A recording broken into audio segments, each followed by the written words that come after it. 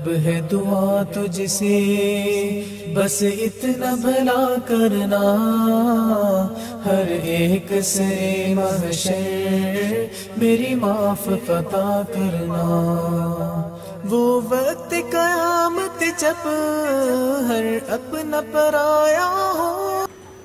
ناظرین گرامی، السلام علیکم ورحمۃ اللہ وبرکاتہ۔ میں ہوں آپ کا میزبان انصار عزیز ندوی، اور آپ اس وقت سیدھی بات کے جاری پروگرام پیغام فرقان کی 24ویں قسط ملاحظہ فرما رہے ہیں۔ ناظرین، سورہ بقرہ کی گزشتہ آیت 10 کے ضمن میں مزید کچھ باتیں پیش خدمت ہیں۔ اس سے پہلے ہم اس آیت کی ایک بار پھر تلاوت کر لیتے ہیں تاکہ ہمیں یاد آ جائے۔ وہ آیت تھی فی قلوبہم مرض فزادہم اللہ مرضا ولہم عذاب علیم بما کانوا یکسبون۔ ترجمہ، ان کے دلوں میں کفر کا مرض تھا، خدا نے ان کا مرض اور زیادہ کر دیا، اور ان کے جھوٹ بولنے کے سبب ان کو دکھ دینے والا عذاب ہوگا، یعنی تکلیف دہ عذاب ہوگا۔ ناظرین، گزشتہ ہفتے ہم اس بات کو لے کر گفتگو کر رہے تھے کہ منافقین کے جرم نفاق کو لے کر ان کو قتل کرنے کے بارے میں حضور اکرم صلی اللہ علیہ وسلم کا طریقہ کار کیا تھا، اور بزرگان تفسیر نے اس سے کیا کچھ استنباط فرمایا تھا۔ اب اس سلسلے کو مزید آگے بڑھاتے ہوئے ہم لوگ چلتے ہیں کہ حضرت امام شافعی رحمۃ اللہ علیہ نے ان کو نہ قتل کرنے کے نبوی طریقہ کار کی ایک اور وجہ بھی بیان کی ہے۔ آپ صلی اللہ علیہ وسلم فرماتے ہیں کہ حضور اکرم صلی اللہ علیہ وسلم کا منافقین کو قتل کرنے سے رکنے کا سبب ان کا اپنی زبان سے اسلام کو ظاہر کرنا تھا۔ گویا کہ آپ صلی اللہ علیہ وسلم کو اس کا علم تھا کہ ان کے دل اور ان کے جذبات ایمان کے بالکل مخالف سمت میں جاتے ہیں، لیکن ظاہری کلمہ اس پہلی بات کی تردید کرتا تھا، جس کی تائید میں بخاری، مسلم وغیرہ کی حدیث بھی پیش کی جاتی ہے، جس میں کہا گیا ہے کہ مجھے حکم دیا گیا ہے کہ میں لوگوں سے لڑوں یہاں تک کہ وہ لا الہ الا اللہ کہیں۔ جب وہ یہ کہہ دیں تو وہ مجھ سے اپنی جان اور مال کے امان پالیں گے، اور رہی بات ان کے دل کی کیفیت کی تو اس کا حساب اللہ عز و جل کے اختیار میں ہے۔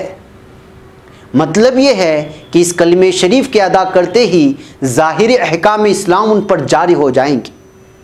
خوش قسمتی سے اگر ان کا عقیدہ بھی ان کے مطابق ہو جائے تو آخرت کے دن ان کی نجات کا سبب بن سکتا ہے، اور اگر ان کا فقط ظاہری ایمان ہوگا اور ان کا دل اندر سے کافرانہ ہوگا تو پھر آخرت میں ایسے لوگ ضرور پکڑے جائیں گے، عین پل صراط پر سے ہی دور کر دیے جائیں گے، اور اندھیروں میں حیران و پریشان ہوتے ہوئے بآواز بلند مسلمانوں کو پکار کر کہیں گے کہ کیا ہم تمہارے ساتھ نہ تھے؟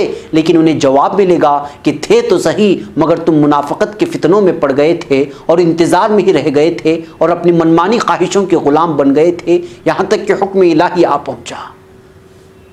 غرض دار آخرت میں سوائے ذلت و رسوائی کے ان کے ہاتھ کچھ نہیں آئے گا۔ وہ چاہیں گے کہ مسلمانوں کے ساتھ سجدے میں گر پڑے، لیکن سجدہ نہیں کر سکیں گے، جیسے کہ احادیث میں مفصل بیان آ چکا ہے۔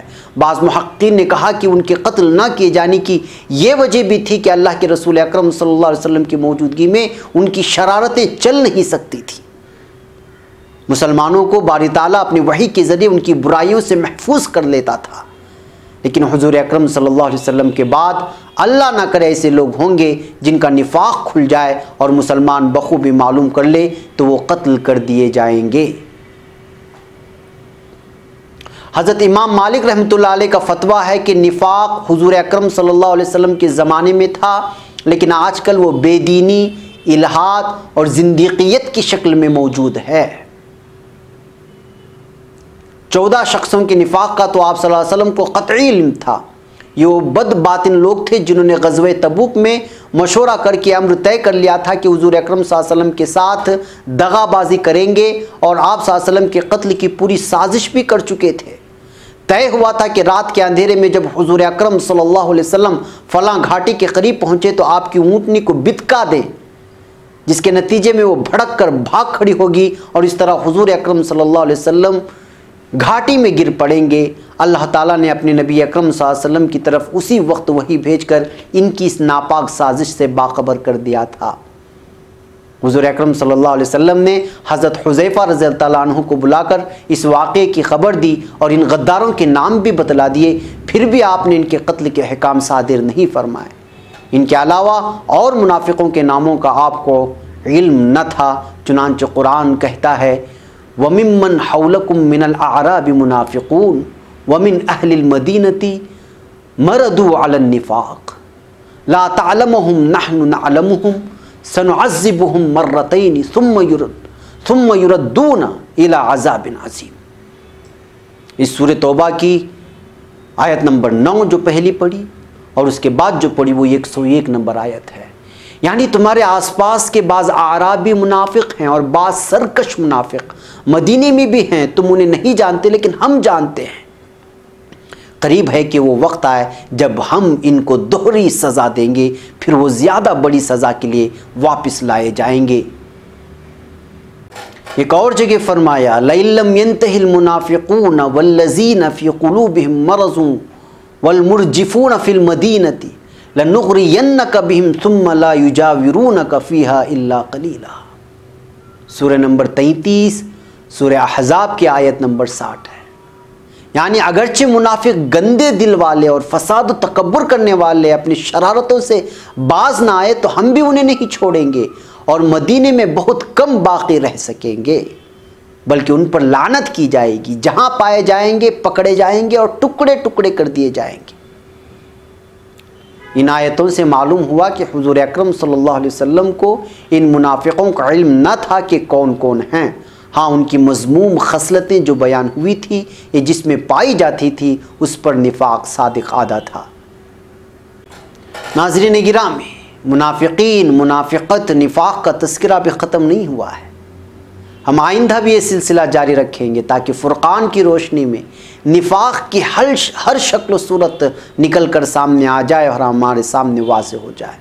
آپ پیغام فرقان سے یوں ہی جڑے رہیں، اس کی روشنی میں اپنی زندگی کے ڈھنگ کو درست کرنے کی کوشش کریں اور اپنے میزبان کو اجازت دیں۔ السلام علیکم ورحمۃ اللہ وبرکاتہ۔ رب ہے دعا تجھ سے بس اتنا بھلا کرنا، ہر ایک سے محشر میری معاف عطا کرنا۔ وہ وقت قیامت جب ہر اپنا پرایا